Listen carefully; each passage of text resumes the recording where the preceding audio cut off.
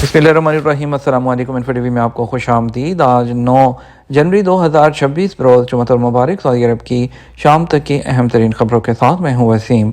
अगर आप भी सऊदी अरब के घर मुल्की हैं तो इन्फो टीवी को सब्सक्राइब कर लें, घंटी के निशान को दबा दें। आज के न्यूज़ बुलेटिन को मुकम्मल देखिएगा। शुरू करते हैं पहली खबर के साथ। तजर्बाती मुद्दत में कारकुन की मेडिकल इंश्योरेंस किसकी जिम्मेदारी है? Council of cooperative health insurance का कहना है कि तजर्बाती मुद्दत के दौरान कफील कारकुन को मेडिकल इंश्योरेंस देने का पाबंद है। अखबार 24 के मुताबिक council of cooperative health insurance से किए गए सवालात के हवाले से बताया गया कि इंश्योरेंस स्कीम के हवाले से जो 5200 सवालात किए गए, जिनमें से बेशतर कारकुनों को फराहम की जाने वाली मेडिकल की सहूलतों के बारे में थे।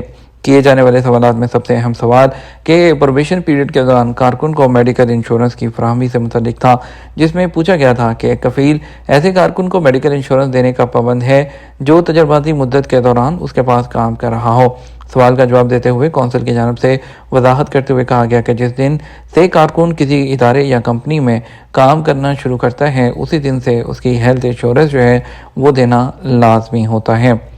65 साल से ज़ायद उम्र के लोगों के हेल्थ इंश्योरेंस क्या है?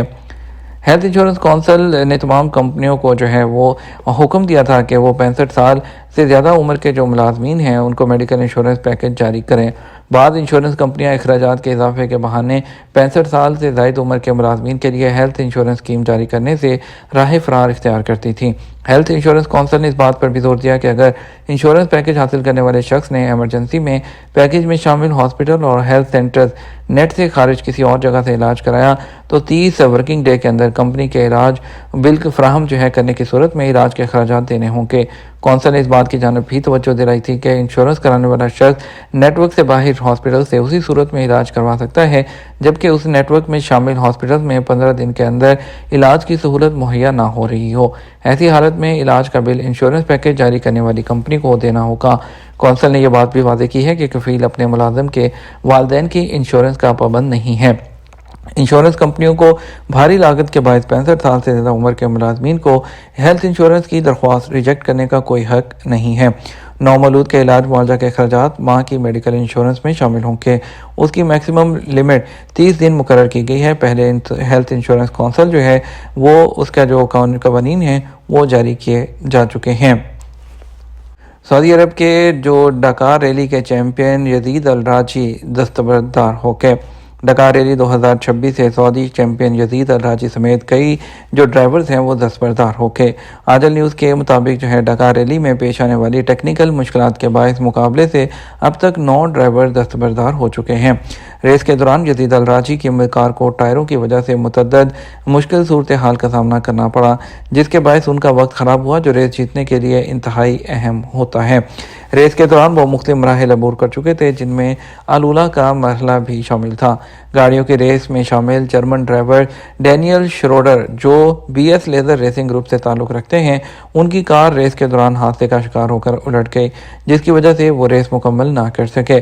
मोटर बाइक की रेस में अब तक सबसे ज़्यादा बाइकर्स दस्तबरदार हुए हैं।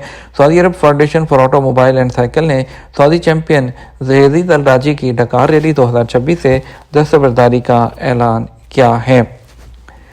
स्मार्ट पेशगोई सऊदी वज़ारत हज और उम्रा का कहना है कि नुसक एप्लीकेशन है उसके ज़रिए उम्रा परमिट जारी करवाएं। वज़ारत हज और उम्रा ने उम्रा अदा करने के ख्वाहिशमंद अफराद से मुतालबा किया है कि वह ज़रूरी इजाज़तनामा इलेक्ट्रॉनिक तौर पर जारी करने में पहल करें, इस बात पर जोर देते हुए कि यह अमल उस वक़्त स्मार्टफोन के ज़रिए आसानी और फौरी इक़दाम के ज़रिए दस्तयाब है। वज़ारत ने अपने ऑफिशियल अकाउंट पर शाया होने वाले एक आगाही इन्फोग्राफ उसके ज़रिए वजाहत की है कि इजाज़तनामे नुसक एप्लीकेशन के ज़रिए 5 मराहिल के ज़रिए जारी किए जाते हैं, जिसमें एप्लीकेशन डाउनलोड करना, लॉगिन करना, फिर उम्रा परमिट के जारी करने के इशू करने के आइकन है उस पर क्लिक करना और उसके बाद अपने नाम का इंतखाब करना जिसके लिए इजाज़तनामा जारी किया जाना है। फिर मुनासिब तारीख और वक्त को सिलेक्ट करते हुए इजाज़तनामा फौरी तौर पर जारी कर दिया जाता है। उनका कहना था कि यह वजारत की कोशिशों के एक हिस्से के तौर पर है कि आदमीन के सफ़र को आसान बनाएं और ताकि रश को कंट्रोल करने में आसानी हो सके। सऊदी अरब में डेंटिस्ट के शोबे में मसवादियत की शरह 45% तक पहुँच गई। سعودی عرب میں پچھلے سال میڈیکل ڈینٹسٹ کے شعبے میں مقامی افراد کا تناسب 45% تک پہنچ گیا۔ اس کے نتیجے میں 4000 سے زائد سعودی مرد اور خواتین ڈاکٹروں کو پرائیویٹ سیکٹر اس میں کام کرنے کا موقع ملا ہے۔ یہ بات وزارت انسانی وسائل کے پرائیویٹ ذرائع نے العربیہ کو بتائی۔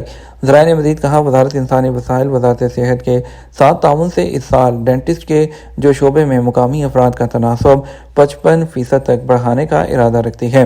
یہ توسیع حالیہ سالوں میں صحت کے شعبے میں سب سے بڑے بدلاؤں میں سے ایک ہے، کیونکہ اہل اور ماہر قومی افرادی قوت کی مانگ بڑھ رہی ہے۔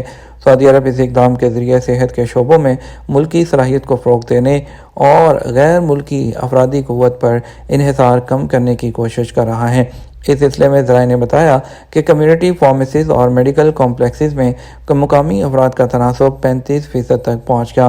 اس کے علاوہ دیگر فارمیسی سرگرمیوں میں یہ تناسب تقریباً 55% ہے اور اس سے 10,000 سعودی مرد و خواتین فارماسسٹ کو پرائیویٹ سیکٹر میں کام کرنے کا موقع ملا ہے۔